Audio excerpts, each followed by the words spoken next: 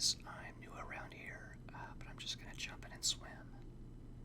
I'm going to read Here There Be Tigers by Stephen King, short story from a skeleton crew. Here there be tigers. Charles needed to go to the bathroom very badly. There was no longer any use in trying to fool himself that he could wait for recess. His bladder was screaming at him, and Miss Bird had caught him squirming. There were 3 third-grade teachers in the Acorn Street Grammar School. Miss Kinney was young and blonde and bouncy, and had a boyfriend who picked her up after school in a blue Camaro. Mrs. Trask was shaped like a Moorish pillow and did her hair in braids and laughed boomingly. And there was Miss Bird. Charles had known he would end up with Miss Bird. He had known that. It had been inevitable, because Miss Bird obviously wanted to destroy him. She did not allow children to go to the basement. The basement, Miss Bird said, was where the boilers were kept, and well-groomed ladies and gentlemen would never go down there, because basements were nasty, sooty old things. Young ladies and gentlemen do not go to the basement, she said. They go to the bathroom. Charles squirmed again. Miss Bird cocked an eye at him. Charles, she said clearly, still pointing her pointer at Bolivia, do you need to go to the bathroom? Kathy Scott in the seat ahead of him giggled, wisely covering her mouth. Kenny Griffin sniggered and kicked Charles under his desk. Charles went bright red. Speak up, Charles, Miss Bird said brightly. Do you need to urinate? She'll say urinate. She always does. Yes, Miss Bird. Yes, what? I have to go to the bathroom. Miss Bird smiled. Very well, Charles. You may go to the bathroom and urinate. Is that what you need to do? Urinate. Charles hung his head, convicted. Very well, Charles, you may do so. And next time, kindly don't wait to be asked. General giggles. Miss Bird rapped the board with her pointer. Charles trudged up the road toward the door, 30 pairs of eyes boring into his back, and every one of those kids, including Kathy Scott, knew that he was going into the bathroom to urinate. The door was at least a football field's length away. Miss Bird did not go on with the lesson, but kept her silence until he had opened the door, entered the blessedly empty hall, and shut the door again. He walked down towards the boys' bathroom. Basement, basement, basement, if I want. Dragging his fingers along the cool tile of the wall, letting them bounce over the thumbtack-stippled bulletin board, and slide lightly across the red, break glass in case of emergency, fire alarm box. Miss Bird liked it. Miss Bird liked making him have a red face, and in front of Kathy Scott, who never needed to go to the basement. Was that fair? And everybody else. Old B-I-T-C-H, he thought. He spelled because he had decided last year God didn't say it was a sin if you spelled. He went into the boys' bathroom. It was very cool inside, with a faint, not unpleasant smell of chlorine hanging pungently in the air. Now, in the middle of the morning, it was clean and deserted, peaceful and quite pleasant, not at all like the smoky, stinky cubicle at the Star Theater downtown. The bathroom, basement, was built like an L, the short side lined with tiny square mirrors and white porcelain wash bowls and a paper towel dispenser. Nib rock. The longer side with two urinals and 3 toilet cubicles. Charles went around the corner after glancing morosely his thin, rather pallid face in one of the mirrors. The tiger was lying down at the far end, just underneath the pebbly white window.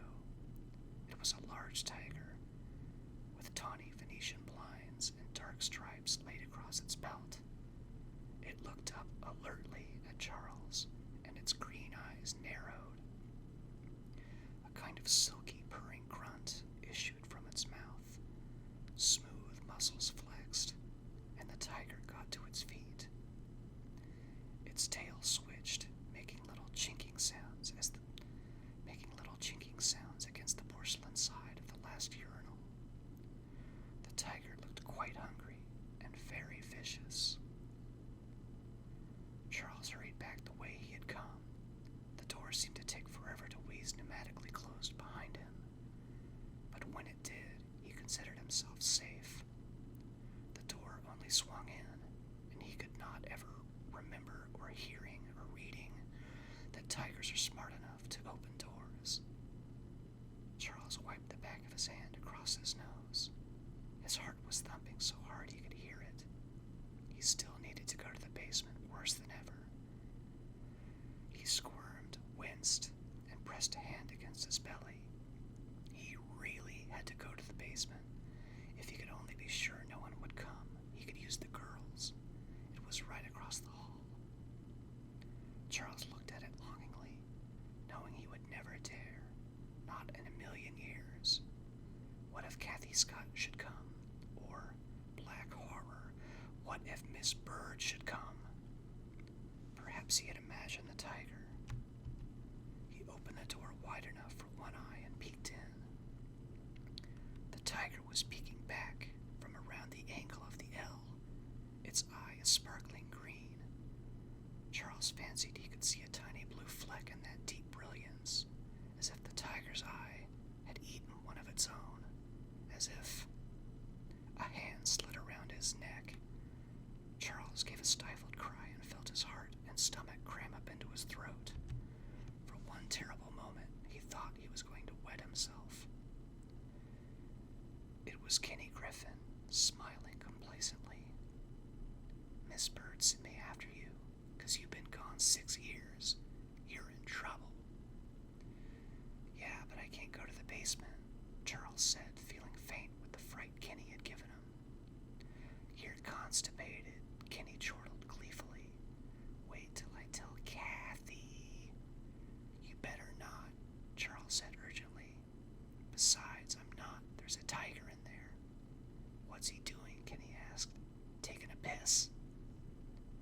"I don't know," Charles said, turning his face to the wall. "I just wish he'd go away." He began to weep. "Hey," Kenny said, bewildered and a little frightened. "Hey, what if I have to go? What if I can't help it? Miss Bird'll say."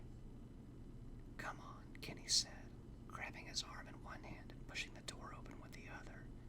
"You're making it up."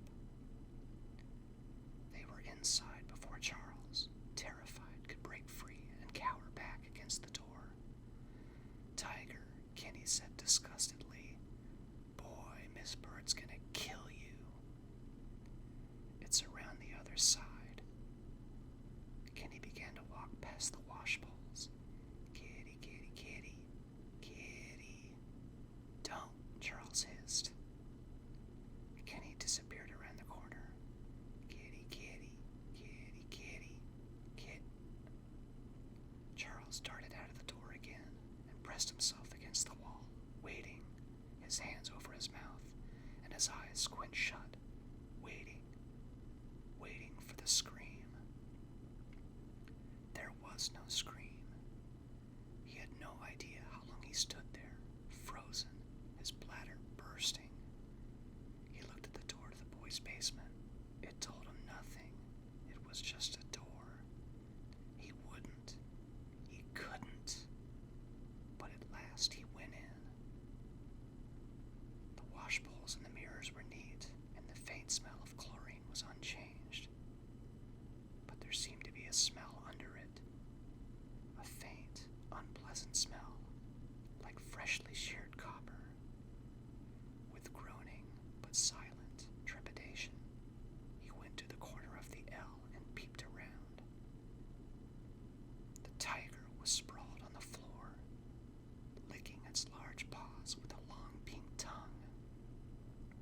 looked in curiously at Charles. There was a torn piece of shirt caught in one set of claws. But his need was a white agony now, and he couldn't help it. He had to. Charles tiptoed back to the white porcelain basin closest to the door. Miss Bird slammed in just as he was zipping his pants. "Why, you dirty, filthy little boy," she said almost reflectively. Charles was keeping a weather eye on the corner. "I'm sorry, Miss Bird. The Tiger.